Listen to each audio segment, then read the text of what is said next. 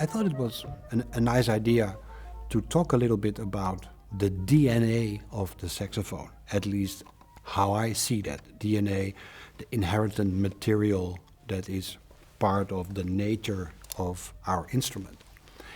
And in that respect, I talk a little bit about how I hear the instrument, how I have heard it in the past, how I connected to it, and how that developed actually from jazz into classical and back and forth all the time. And I also want to talk a little bit about the sound and the imagination of the sound and what that all brings, and also about how that relates to different kinds of music.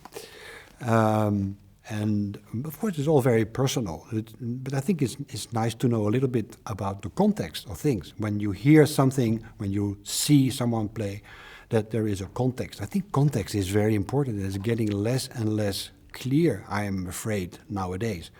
So for me, it's a great opportunity to show you that and to talk a little bit about, you know, the different mouthpieces that have been used in the past, from the early days of the saxophone till what we have now, to talk a little bit about what is actually a style, what are stylistical elements that we use as a musician. And as a saxophone player, we are newcomers in the classical music, even though we were already in the middle of the 19th century. But then still, it's important that we understand what is I would call it the musical DNA of people playing together. So I'm talking a little bit about, you know, how to interpret legato, staccato, portato, how to think about intonation, how to think about playing together, what is actually, you know, the idea of playing in an orchestra, what is the idea of playing chamber music, saxophone quartet, a very important element in my life and maybe in the life of a lot of saxophone players. And then also I would like to talk a little bit about what do we see in the history? What kind of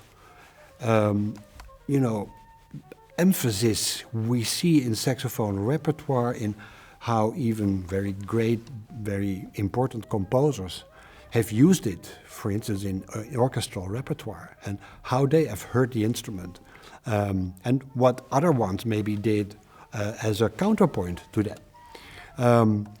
And I'm very fond of telling you some of the anecdotes of great moments that I have been experiencing in my career, and that sometimes are funny, sometimes they were also maybe a bit sad, but they were all very important for me, and it's really nice for me to show you and to share those stories with you.